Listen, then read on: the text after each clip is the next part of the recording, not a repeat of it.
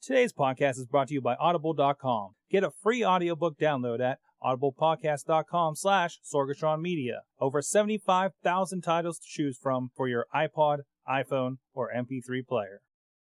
I'm getting awesome, you're getting awesome, we're getting awesome, yeah, that's what I said now.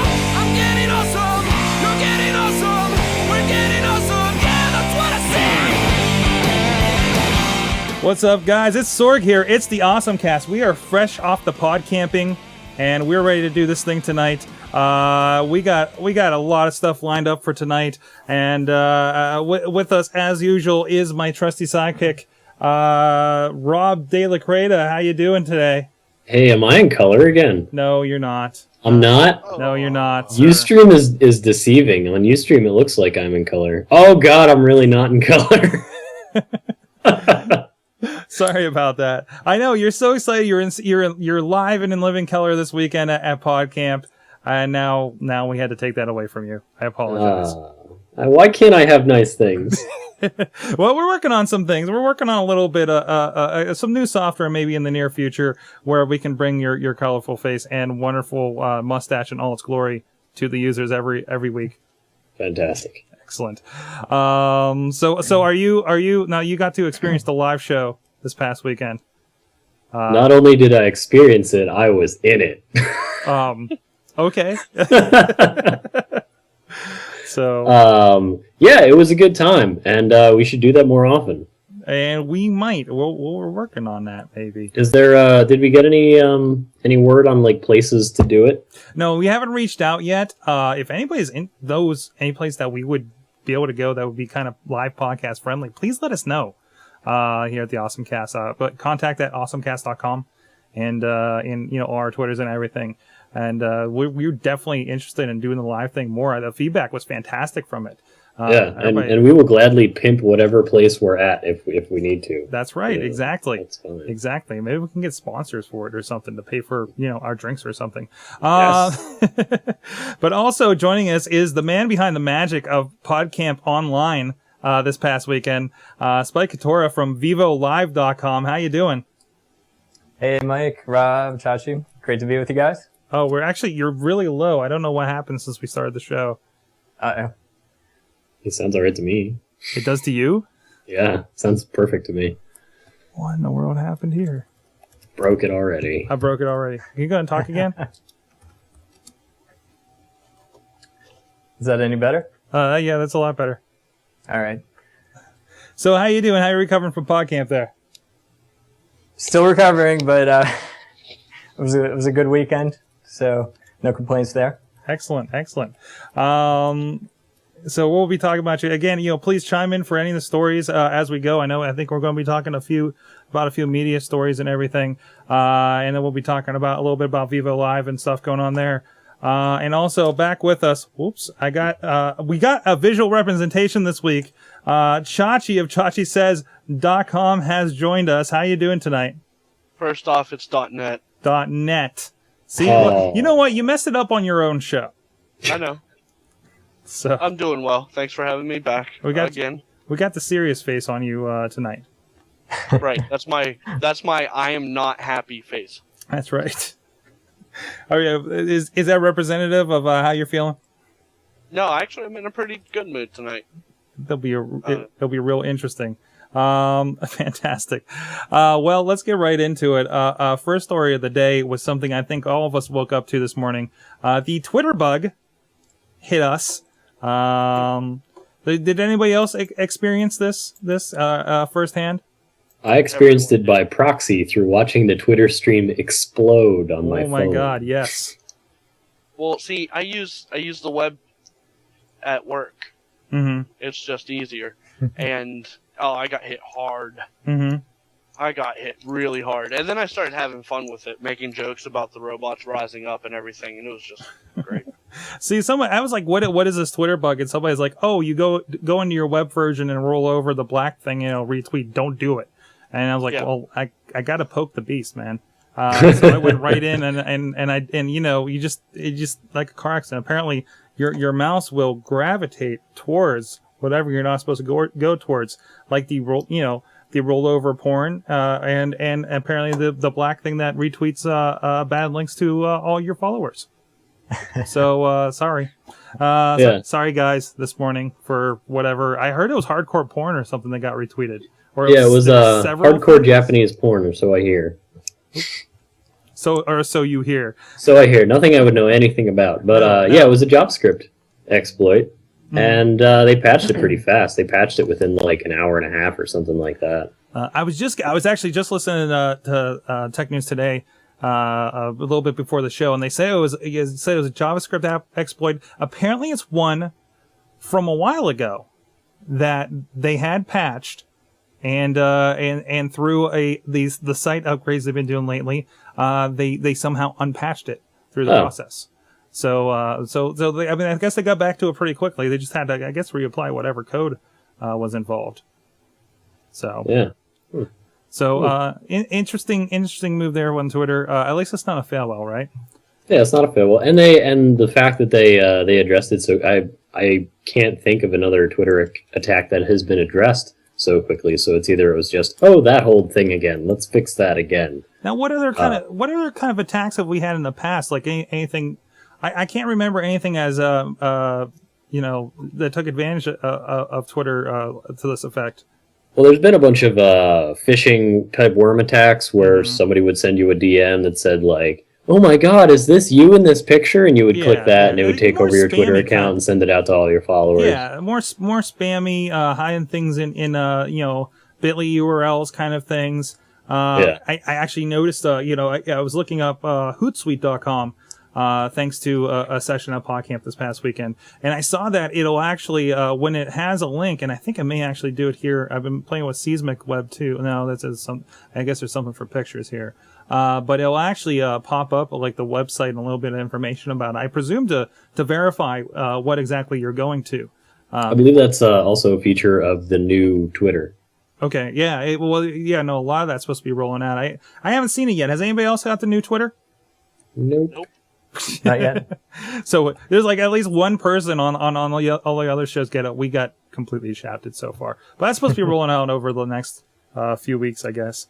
Well, good, there goes Twitter. Now other stories that I completely overlooked because it's been a busy week. Can you tell us a little bit about this chip upgrade stuff, Rob? Yeah, so Intel is rolling out this really awesomely dumb program through Best Buy. Let's say, you walk into a Best Buy and you want to buy the Gateway SX2841-09E in particular. Is that really the number? That is actually exactly what it is. Oh my God. And you're buying it because it contains a Pentium G6951 dual-core LGA 1156 Clarkdale processor. These guys aren't winning any awards with names lately.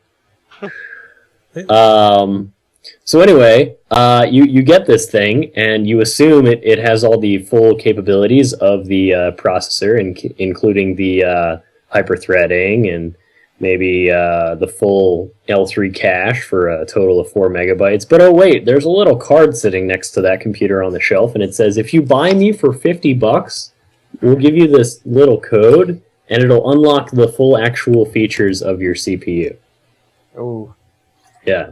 So it's kind of like, we're all pretty familiar with the Celeron line, which is basically when chip manufacturers make chips in general, there's always the good and the bad of a chip manufacturing line.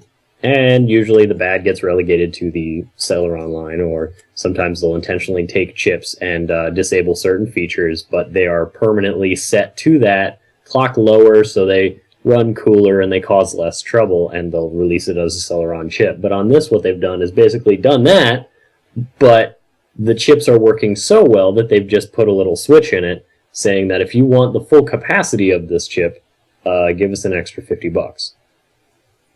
So they're just like basically disabling it at the factory. That you mentioned before the Celeron chip.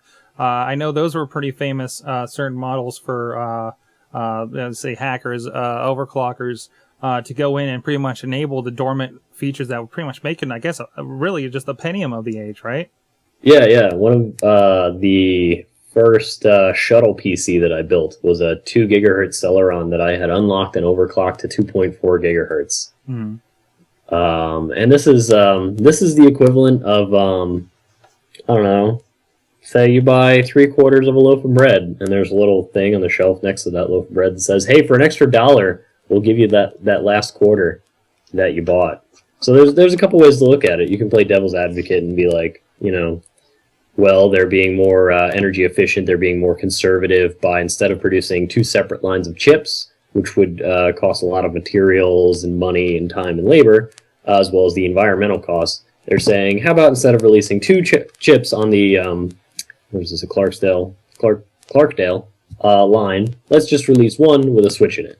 But on the other hand, it seems kind of silly to sell a disabled chip, and once the crackers get a hand of it, the nice thing is you get a faster computer for $50 cheaper than you would have to pay otherwise once you get the crack that will inevitably be released for this. Not that we recommend that. No, I would never recommend that at all. Cool. You had something, Chuck? Number one, it deters me because they're doing it through Best Buy. This is specifically a Best Buy kind of product, right? Yeah, this is actually a trial run that they're doing through Best Buy on this particular computer to see how it goes. See, that's my first problem with it. My second problem with it is what Rob said. Why not just unleash the power of this chip? Mm-hmm. Now, why hold back? Is it any different though than back when it was a Windows 7 and Vista? They had 1 disk and you can have an in-place upgrade. Oh yeah, that is a good comparison. I hadn't thought of that. Oh, I think I might have heard it in passing on another show, to be honest. So I won't take full credit for that. But still, you have all the software there. You paid a price for it, and and we've actually done this. We've had to do this at work a little bit to get the in-place upgrades. Is there really a difference between it, or is it, we think it's different because it's hardware? I mean, really, that's an apples to apples comparison. It's you have a product that is capable of one thing, and you are underclocking it so you can charge users more for the full price. Mm-hmm. I mean, I'd really be curious to compare this chip to the shelf cost versus manufacturing cost. Manufacturing and marketing, consider everything in, compare it to how much they're charging for other chips that don't have this option in it, and see if they're basically pocketing $50, mm-hmm. or if they are like legitimately cutting back the cost a little bit to the consumer, as well as to make room for this sort of like $50 upgrade. And is this? I mean, it could be a cost cutting measure. It could be, you have more than one type of chip that cuts into how much it takes per each cycle. But if it's all one thing and you have basically 2 or 3 different forms of chips coming off the same assembly line, that's got to be saving them money somewhere. But again, it could be just budget cuts and whatnot, from the company. Yeah, it's also an option of shelf space costs money. Every square foot in a store is money to be made, and if they can put a smaller impact on that, then that square footage that gateway PC is sitting in essentially occupies 2 SKUs. Mm-hmm. And they can make more money. But as consumer advocate, I'm not a fan of this. So you would not recommend this process? I would not recommend this process. I mean, I don't know. It could become a because of how it worked with Vista, nobody really complained about it. This could just become carte blanche for the way things are done on here on out with processors. It wouldn't really surprise me. But also, it's almost asking for rampant cracking piracy, because if you make it, they will crack it, and they made it, and somebody's going to crack it. So what's the point? Well, see, all right, I understand where you guys are coming from. However, how cost efficient could it be to make this chip run at the level that they're currently selling it $50 less? Well, I mean, for the user, if they are actually underclocking it, it means it's going to run more reliably and cooler. Spike, were you saying something? Yeah, I was just going to say, I don't have the model numbers in front of me, but I know they've been doing this a long time on the hardware end for certain chips. Like Rob was saying, they'll produce the die for a chip and run essentially two different chips off the same line because it's cheaper to do that, and then just disable part of the chip's performance via hardware, which is what they've been doing up until now. So I know in the past you could solder two pins together on the chip and get the better performance or access to, the second cache that they had disabled. So I think they're just moving to do it on a software basis so people can pay for the extra capacity rather than if it's done hardware, there's really no way to do that. Mm-hmm. Yeah. And with you consider the average consumer application these days. I mean, the Apple A4 processor that you see in the iPad and the iPhone can handle pretty much anything that a average consumer, a prosumer is not going to buy this gateway.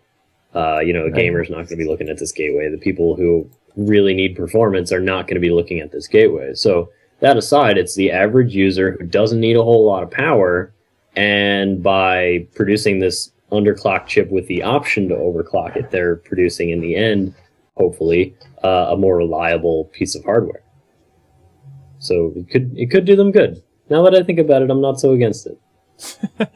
as long as if this becomes the rule for everything, and it's just Intel's new chip this year, the only one they'll put out this year, instead of the myriad of and it sounds 16 since different dies. it's only on some gateways.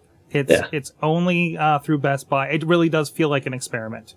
It's definitely an experiment. Best Buy's hey, we'll give a shot at that. Okay, you can try that through our stores. We have the marketing muscle. We think this will work, or we'll see if it works or whatnot.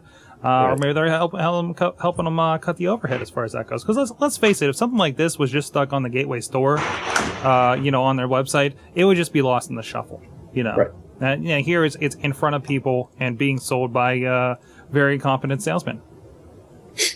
So there you go. Speaking of things that could be cracked, I can hear Chachi gritting his teeth from here. Oh yeah, and there's an image of it right there.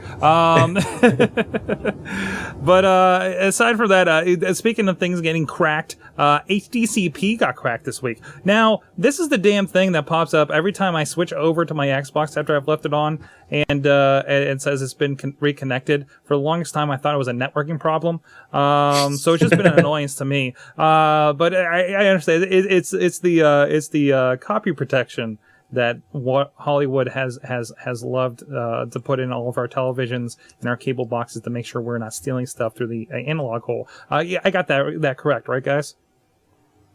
Yeah, pretty much. It is copy protection created by Intel, mostly for use using pretty modern display protocols like DisplayPort, DVI, HDMI, UDI, and Blu-ray. And so it was found on, I'm trying to find the name of the thing that it was found on. It's that website where you paste things. On the Delicious? Here, I know.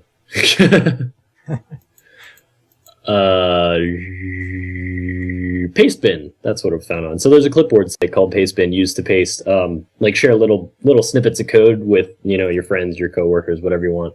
And somebody found the HDCP key on Monday, and it has been verified by Intel that it is in fact the HDCP key. And the important thing about this, as far as ramifications, is that now that the key is out in the wild, and this is the master key, which means that regardless of the content or the hardware, you would be able to use this key to verify HDCP.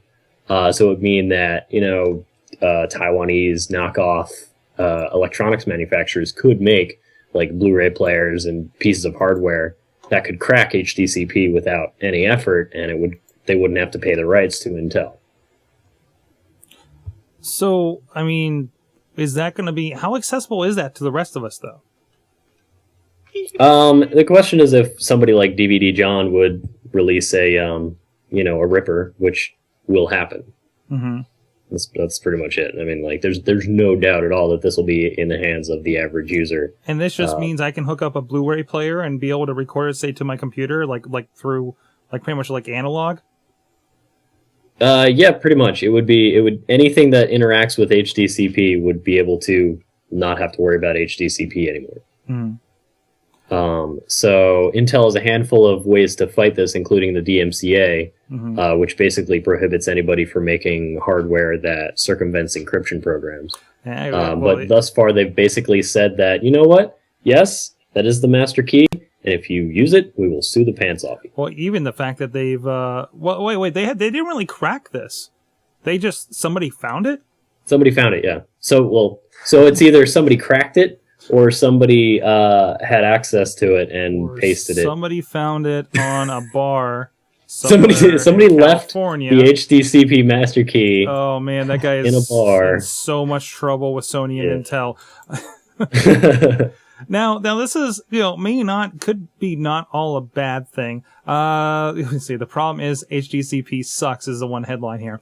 Because I know there's people that have monitors and that just happen not to be compatible because of the HDCP implementation. People with certain computer monitors aren't able to watch Blu-ray discs on their computer, even though their computer is completely capable of it. This could be a way out for those people when those solutions come out. And of course, then there's the floodgates of Blu-ray rips, which I think have been pretty light as of late, right? I wouldn't say that. No, it's not that they've been light. It's that most people don't have access to the bandwidth required to download. Okay. I mean, they figured it out a while ago. Then. Yeah. It was figured out pretty early that it can be done, and you can rip it. There's plenty of HD DVD rips that are still floating around. But it's just that the bandwidth penetration for downloading something that big, I forget how big the file is, but a lot bigger than your average. If you download a fully ripped DVD right now, it's single-sided DVD is 4.7 gigs, double-sided is 9 point something. And that's you can kind of sort of handle that over a day or so on your average cable connection, but when you're talking Blu-ray, you're talking 3 or 4 times that size, and it's dedicating a week to downloading a movie, and suddenly it's like being on dial-up again. It's 30 gigs, I think. You can put on Blu-ray. Yeah. So that's why it's not as compressed there. I didn't know. What's that? My favorite part of this entire article is the very end. What's that? Well, earlier in the article, it says that DVD John was 16 when he published the code. Mm-hmm. So it did the math. It said, according to Wikipedia, there are 611,900 practicing software engineers in America. And the U.S. Census Bureau in 2008 said that there are 21,469,780 teenagers in the U.S. between 15 and 19. And it ends by saying that teenagers have the advantage 35-1. Wow. So if the teenagers revolt, we're all in trouble. See, it's not the machines you have to worry about, Chachi. No, the teenagers are going to start the whole thing. It's all their fault. Actually, it's the teenage robots we really have to worry about. Yeah, so much angst, so little outlets. Get off my lawn! We're the old ones now. Of course, last week we mentioned Apple finally went lax on a lot of its App Store developments.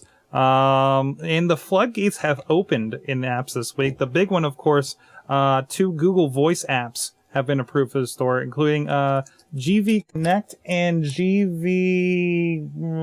I forget the name of it right off the top of my head. It'd be the one in the show notes, wouldn't it? That one? Probably.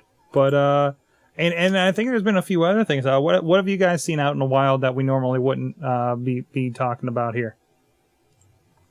Wait, are we talking iPhone apps? Yes. Okay. Maybe not you, Chachi. Right. I can't remember anything right now. Well, the big one's the Google Voice app, of course, which of course, these ones have kind of survived after they got rejected the first time around. They actually had the creator of, oh geez, I'll get the title of this one real quick here. The creator of one of them was actually on Mac Break Weekly today, talking about the process. And so as soon as he saw that email that it was that the process was changed, completely resubmitted to the advisory board. GV Mobile Plus is the app that I'm talking about. It's GV Connect and GV Mobile Plus. We also saw the release, not the release, but the announcement that the ability to edit Google Docs is coming to Android and iOS. I don't think that's related to the. It's not, but it's important all the same. Yeah. I mean, hey, great. I can type spreadsheets.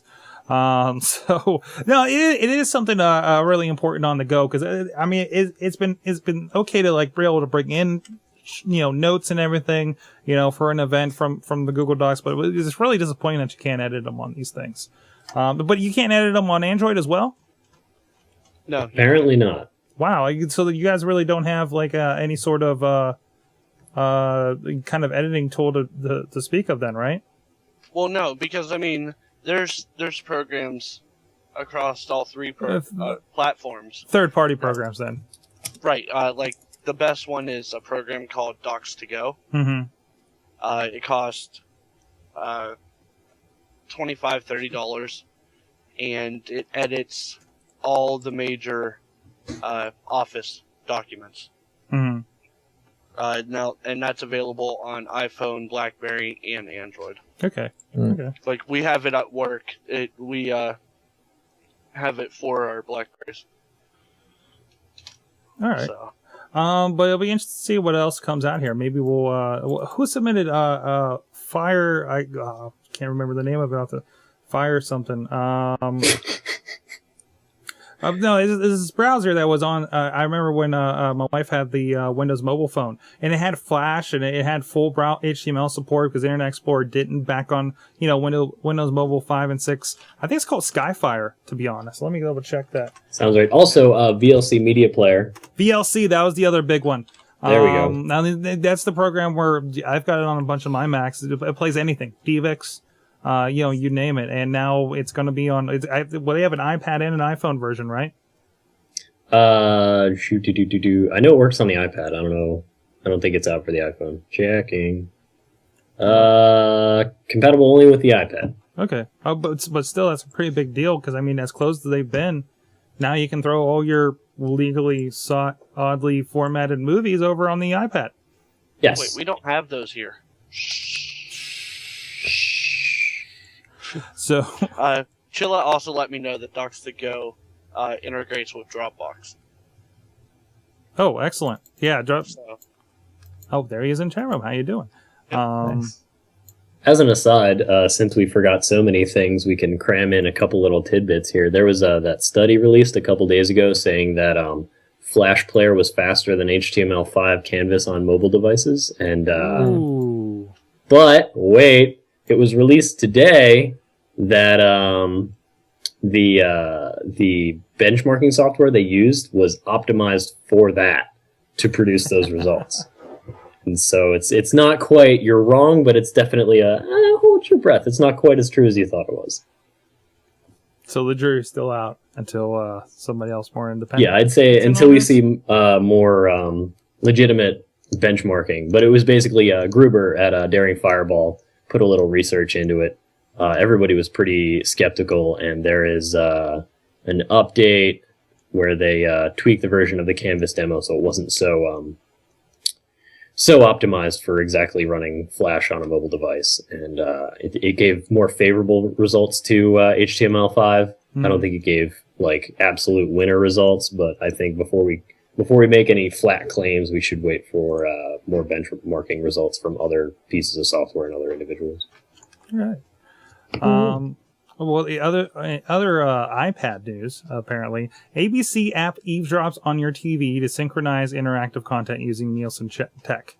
Now, the way I understand this technology, apparently your ABC app will hear what's going on in your TV, and I don't know if they have some kind of synchronized software. Maybe there's some kind of sub-audible thing going on. Maybe it's like the old Captain Power videos where you had the gun and they had the flashy stuff on the screen, and if you shoot the flashy thing, like the guy will pop out of the plane and stuff like that. Nobody else remembers this? Anybody? no. Sounds like Duck Hunt. Yes, Yeah, but exactly. with VHS. But anyways, and apparently if you're watching, well, like, Lost is about, what's on ABC? I don't even know anymore. You got me. Say you're watching Lost. Say you're watching a rerun of Lost, and they have interactive content will pop up on your iPad as you're watching the show because it's going to know pretty much what you're watching, and I presume where you are. Let's see, you're attributing this to being a pop-up video type of experiment. But then it's kind of, well, so your iPad's listening to what's going on in, openly, with the microphone and saying it to ABC? Here's my problem with this. Okay.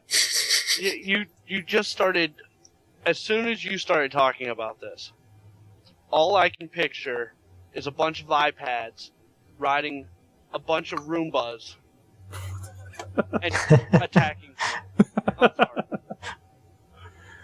I'm sorry. How many stories can we attribute back to the rise of the robots today, huh? I do like this though. I mean, it has a touch of Big Brother. Who apps are listening? What to all what are I'm they doing. listening to? Yeah, but it does ask you whether or not you want to turn the feature on, which is good. It's an opt-in feature, which is obviously very important. And also, you consider the way more households and more TV watching experiences are working these ways. There's the handful of geeks who are very cool with just watching movies on their iPad, and then there's the average Joe who's still kind of hooked on the paradigm of the TV. And so you're sitting on your couch, you have your iPhone in your hand or your iPod and your iPad in your hands while you're watching TV, because we all have attention deficit disorder at this point. So it only makes perfect sense for you to have this thing which can create this relevant content up on your iPad. Exactly. Well, I want to get to the rest of our stuff, so unless there's anything else you guys want to bring up in the news? I vote that we stop attributing things to Big Brother. Do we need a new 1984 term? reference? Is that better? I'm not saying in general. I'm just saying that the majority of us, and by us I mean at least the 4 people on this show right now, Okay. have smartphone capabilities at all times. So the government already knows what we're doing. Well, they can know what we're doing. Right, If they choose if they to. choose to. This is an example of handing over that information to a company. You're talking about the eagle eye concept, huh? Yeah. Yeah. So you just want to put a kibosh on it, or you want us to call it something else? I haven't decided yet. Okay. I'll keep it posted. Maybe on a future episode of Chachi Says. Well, on that note, we do want to mention our sponsor, our affiliate, Backblaze.com. You guys can support the show if you're interested in backing up your files, your photos, your videos, your naughty things.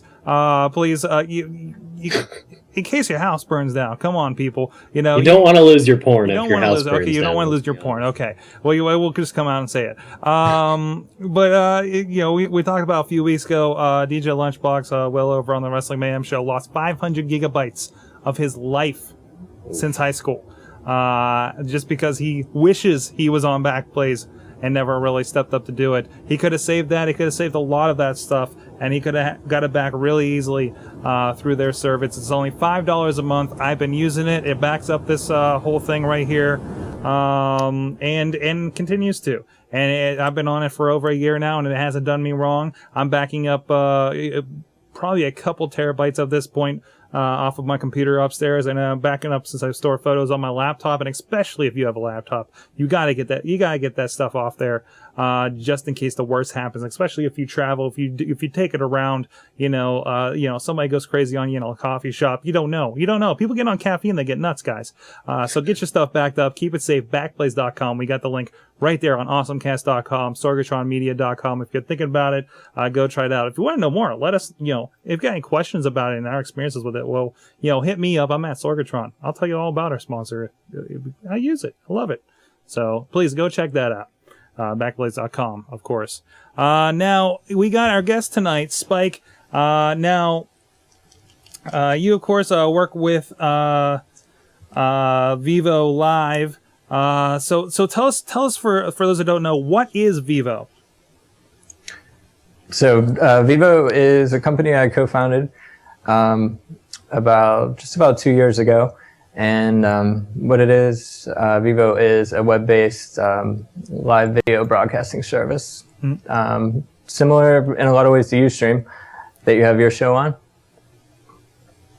Excellent. Now, I guess the first question is, we saw a bit of it with Podcamp Pittsburgh, 4 Right. and 5 now. I think it's been a great example of what this stuff can do.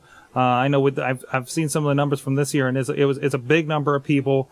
Tell us what your service offers that that a lot of us use in Ustream and Justin TV and everything. What is your service offer that maybe is lacking in those areas?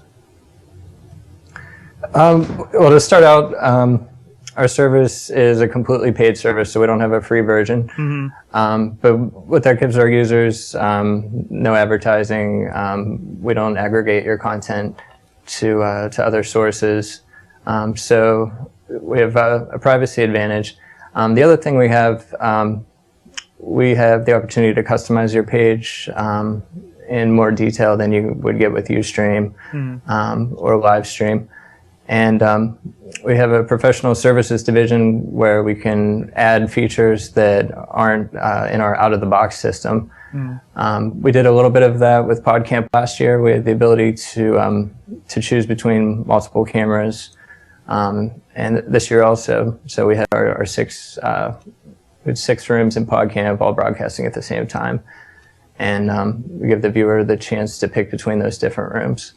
So we're working to build out the multi-camera feature in more detail. And once we have that automated, that'll be something that Ustream doesn't have, or any of the other main live video providers don't have. So one of the most important things I heard out of that, you don't get the sponsors popping up and everything, which is a big complaint I know we've had with this show, with our Wrestling Mayhem show. Is we heard it as we were setting up. I got blasted in the ears by somebody screaming in some strange commercial. When I'm for what was the commercial even for? Something that was completely applicable. It's like I usually get cleaning products when people log into this show, and it's really kind of embarrassing, especially when I'm talking about professional wrestling. So I've been getting vinyl siding and Caribbean Vacation a lot. Yeah, a lot of that stuff. A lot of the commercials you see on late night TV, which makes me feel really good about where I'm keeping my video. So, first of all, you guys are actually an Alpha Lab company who will actually we're scheduled to have Mike Wojcik from that place on the show next week. Awesome. So can you tell us a little about how you got involved with Alpha Lab, and what was that process like for you? Yeah, Alpha Lab was a great experience. My first contact with Alpha Lab was through a professor I had when I was in school at CMU. This is about 2 years ago when we were getting the company together. We were getting ready for launch, and we were looking for, searching for funding, basically. So I contacted a professor I had at CMU that teaches entrepreneurship, and she put us in contact with Jim Jen, who runs Alpha Lab. He's with Innovation Works. So we applied. We got accepted to the third Alpha Lab class, and it was a really great program. They give, it's a program, a technology incubator for concept and early stage companies. It's a few months long. They give you advice, mentorship from startups in the area and around the country that have done well. And it was a really great experience for us. It helped us grow as a company a lot. And we have nothing but good things to say about Alpha Lab. And Mike's a great guy. You'll have a good show with him. Excellent. So do you have any advice as entrepreneurs in Pittsburgh? Do you have any advice for people trying to do the technology startup around here, or any other kind of small town or smaller city, I should say? In Pittsburgh, I would say just make use of the networks that are here. Pittsburgh has a great community for entrepreneurs, and especially technology entrepreneurs. There's definitely not a program like Alpha Lab or a group like Innovation Works in every city. And the people that are in those groups are a great resource. One of the great things about Pittsburgh is that people are willing to share information and contacts and help you out. And I think in a lot of other cities it's not like that. So the technology community in Pittsburgh is very open, and welcoming to anyone that's coming up with a new idea or trying to start a new business. It's kind of speaking on that openness. A friend of mine is looking at his own venture and is really surprised. He's just in the last few months kind of been coming out to the podcamps, the stuff like the Bill Guilds and everything, along the lines of what he's doing. And it just seems like how it seems like no matter where he goes, it always tracks back. Everybody knows each other. It's like we have the small town advantage here in the business sector, and everybody's willing to help, and it's really great. Absolutely. Yeah, that's been our experience as well. Chach? I don't think it's that small town advantage. Mm-hmm. I think it's just that.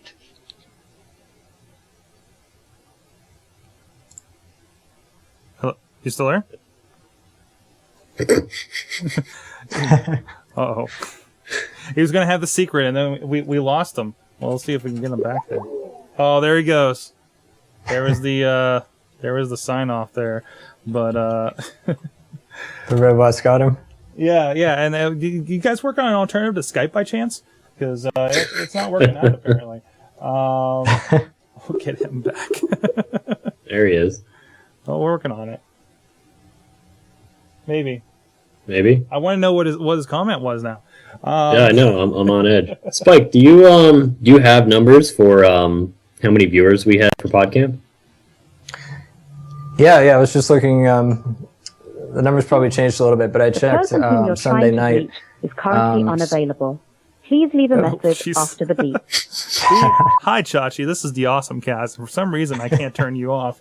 So we're just going to leave this fun message right here while we're doing this interview. And I love live podcasting. Later. All right. Sorry, go back to your question.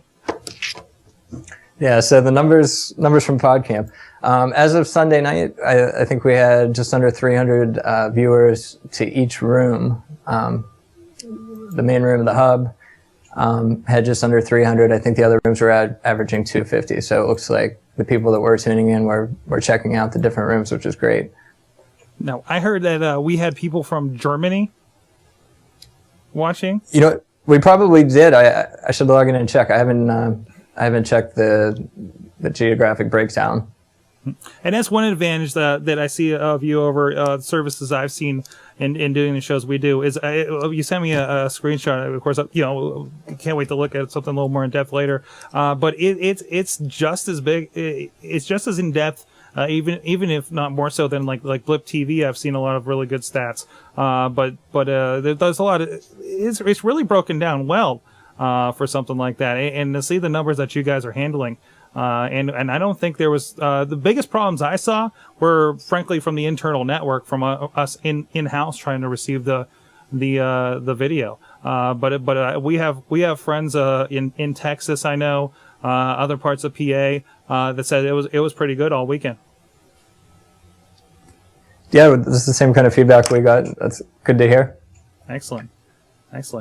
Stability is key if we've learned anything from Twitter, right? Yeah. And you consider like the way Podcamp was before we or before the previous organizers, I should say, because my first year as an organizer was the first year we had Vivo, but in previous years it was basically foot traffic and that was it, and there was maybe 300 people to the event. But I don't think any of us anticipated the massive impact that the ability to stream all of the sessions online was going to have, to the point where we essentially can say that we had a couple thousand, people watching and participating in the conference and participating in the chat rooms and engaging. Like for instance, our sticker sponsor, Sticker Giant. This would be the third episode in a row that I got the word sticker in, possibly the fourth. But he actually watched the entire conference via Vivo from Colorado. And just like basically, something like quadrupled the amount of people who are able to participate in a relatively small event and turn it into something huge, all because of streaming video and dependable streaming video with the chat rooms and everything. And everybody really loved it. Yeah, and I think one comment was that we had a whole nother Podcamp watching. Yeah, it was basically the equivalent of having a Podcamp watching the people at Podcamp. At Podcamp. And this is something I know we've tried video in the past, and it just never worked for one reason or another. And it was great. I know last year we didn't put a big emphasis on the video as we did this year, because frankly, like I know we had our reservations going into it, but it was great to see how well Vivo and it's proof. If nothing else, we had all those sessions. We have over 40 sessions from Podcamp Pittsburgh 4 now on Blip TV, iTunes, and YouTube. So hey, we got Chachi back. I think. Are you there, sir? Yeah, I'm here. Did you have more to your comment you were bringing up? I did actually. But first I'll describe what happened, because I will be writing a nasty little email. So Skype decided that I was done with the call. Oh. So it could run updates. Oh. That's like a Windows problem right there. Right. Fantastic. No, shut up. And you just got the ad from Ustream. I'm going to shut that off. If nothing else, we're giving you a great example of why Vivo is better than what we're using. Right. But what I was trying to say is that it's not so much the small town effect. Mm-hmm. It's just that in our area, we're more willing to reach out and connect and ask for help or help others. Mm-hmm. That's one comment I heard. I think it's some blog post I was reading post Podcamp. We're talking about how people are so much nicer than the other end of PA. Yeah. People have had some pretty not to say anything bad. I can't speak for myself, but I have heard really bad things about Podcamp Philly, and that people weren't as nice as they are here, at least. Yeah, I know. Actually, there was one the girl from Texas, Houston, that said, was she been to some? I don't know if it was a Podcamp or something else down there, and she was like, it was her second year at Podcamp Pittsburgh, and she's like, I'd rather come here. So that was fantastic. Yeah, I think, I mean, there's a lot of things you can contribute that to. As somebody who only moved to the city 2 years ago, it is certainly like the friendliest, conglomeration of people that I've ever met in my life. But, you could say it's a younger city, so people are nicer. But I don't know, like you even talk to people, older Yinzers who have been around for, they grew up here and everything, and they'll still tell you that no matter where you go, you're never going to find a nicer city than Pittsburgh. Yeah. And when you go into smaller groups, like even the Podcamp crew, the social media group, all the companies and everything, there's always, the best way to succeed is to make friends, and Pittsburgh has a ton of friends for anybody. Mm-hmm. And now, kind of to that, we talk about a lot, usually a lot of the big technical companies, they try to go to New York, they try to go to out west. In particular, Spike, have you guys, received any pressure for that? Saying, hey, you guys should come out here, you do better or anything like that? No, we haven't received any pressure to move kind of the Vivo home base, but we're definitely we already have customers all over the U.S. One of the markets we kind of targeted. I didn't really mention this before when I was talking about the features of Vivo. But one of the things we're trying to do is customize the platform for specific markets. And the first market that we started off with was the publishing industry. Mm-hmm. We had an early relationship with HarperCollins, and they broadcast a lot of their authors when they're out on book tours talking about their books. So with that, we've been to the West Coast a bunch of times in the past year and a half. We're definitely interested in expanding on the sales front, but we're happy in Pittsburgh. We haven't received any pressure to move our base location. If things go well, I think we'd be open to having offices in other places, but I think we'll stay in Pittsburgh. It's the plan for now. Excellent. Now, kind of a question, because we had Steven from the Tech Buzz had, I think it was a Live View backpack. I think it's the one Leo Laporte's had in the past. Doing a kind of the mobile broadcasting thing. And now I know you guys were using the Art Institute's network. Is your service are you kind of more prone to work on whatever systems are available on location, or are you able to do more of a mobile setup like maybe like the Live View system, or I think Ustream has something like that for professionals too? Yeah, we've looked into the live view system, kind of the astronaut backpack. Yeah. I hear it's heavy. I hear it's real heavy. Yeah, I've heard the same thing. And I'm sure it works well. In different situations for different clients, we've built kind of our own customized broadcasting packs. We did an event with Mini of Pittsburgh and the Steelers about a month ago. Maybe a little longer, for the beginning of training camp, where we had a mobile broadcasting pack in a car and broadcasted live as Max Starks and one of the reporters from Channel 4 drove to training camp and they did a live interview. So we do offer customized broadcasting packs kind of on a client-to-client basis. If we get a system together that works really well for everyone, we would start offering that similarly to how LiveView does. Mm-hmm. And with those systems, we'll use some mobile broadband.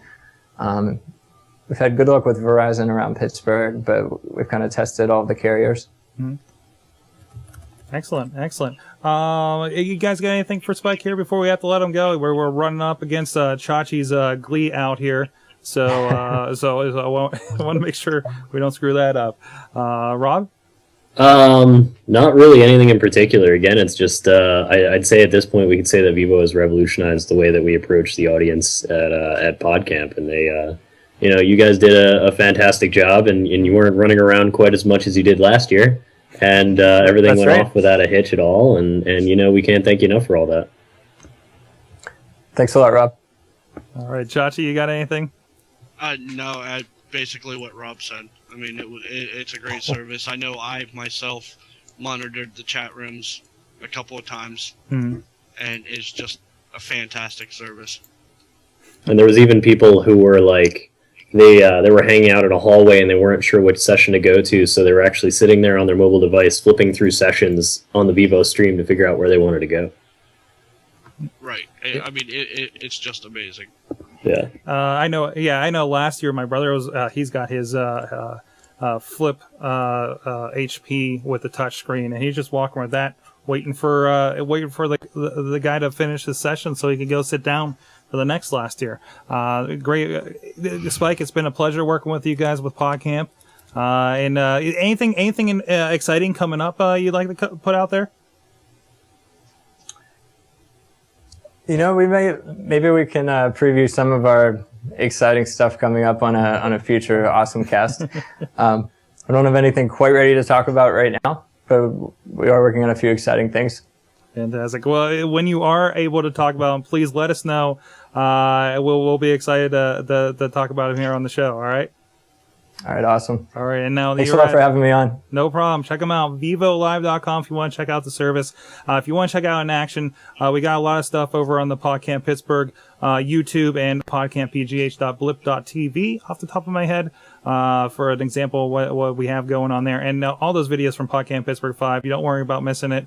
I know I missed half of the sessions that I wanted to, but they will be coming up soon live. Online for all you guys to check out whenever you want and see what you missed at Podcamp Pittsburgh.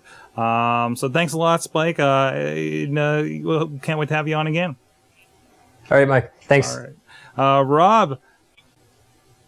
Yes. Time to go. What's going on with you? What are you up to lately? Well, tonight I'll be crunching through the 600 or so photos and some video that I shot at Podcamp. I've got a whole lot of B-rail, yeah, B-rail, whole lot of B-rail. I can't say the word real. Anyway, pictures, videos, things from Podcamp. I also have a whole bunch of other projects lined up that had to take the back burner from Podcamp. Honestly, I'd really like to take a nap, but I don't have time to. Oh, I'm in the same boat, man. I'm completely in the same boat. I had all that stuff riled up on Remember the Milk until right after Podcamp, and it's like, ooh, I don't have any rest. No rest. But I've got, let's see, I've got all the photo stuff. I've got a local restaurant, The Quiet Storm, is having their alumni special gathering dinner, which they have every year. I think it's every year at least, to preview new dishes, and it's invite only and whatnot, and very fancy. And I get to go for free because I'm a photographer. I'm pretty excited about that. It's handy to be in the media sometimes. It is handy. It's nice. You get free food. And that's at the Quiet Storm on October 1st. I don't know why I'm telling you, because you can't go. And Rob has some fantastic pictures over on the Podcamp Pittsburgh group on Flickr, so go look that up. There's lots of great stuff there. Chachi. Yes, sir. What do you want people to check out? You can check out chachisays.net .net. and chachisays.blip.tv for all of my Chachi Says the vidcasts, which it's a record week, so it's time to stock up the footage. That's right. And we have a wonderful experiment. You probably saw it on the last episode. Please, I know it was a little out of schedule that we had an episode on Sunday. So if you're checking us out the normal day you download this, please go back, download episode 17 officially. Screw it. I'm not messing with numbers and specials and stuff. It's episode 17, guys. And go check out. We had so many guests. I don't even know how many people popped up on that thing. DJ Lunchbox, Uncle Crappy, Jenny Roth, co-organizer of Podcamp Pittsburgh. Chachi, of course, was on it with a really quick 90-second version of his Chachi Says that had, I don't even know how many cameras. They're still coming in. Last count was 8. 13? 13? Well, see, I got 8? 2 shots from flip cams in the back of the room that I was unaware of. So I still don't know how many cameras, but hey, if you guys participate in that, please DM me at Sorgatron on Twitter. And I'll have some blog coming up at Sorgatron.com and SorgatronMedia.com for everything else we're doing. So guys, hey, thanks Spike for coming on. Rob, Chachi, a pleasure as always. Podcamp was great. Can't wait till next year. Next week we're scheduled to have our friend Mike Wojcik from Alpha Lab. Applications are open. Maybe you could be the next Vivo. Oh, what we got there? Podcamp Pittsburgh. Did we get rid of the stickers? Rob? No, we did not. We We always still did have. not. Oh my god. Well, Spike's got 2 of them. Spike. Go ahead. I basically made sure that we got rid of all of the Podcamp Pittsburgh 5 stickers because they will not be relevant for next year, but we still have a ton of Podcamp Pittsburgh stickers. So I have a box, which I will hold on to nearly and dearly until next year. Then we can put them back out there. I still probably have at least like 1,500 or 2,000 stickers left. I didn't get any, surprisingly. So if you want stickers, I've got stickers. We're going to have to remedy this. Thanks, guys. It's been the AwesomeCast. We'll see you guys next week. AwesomeCast.com.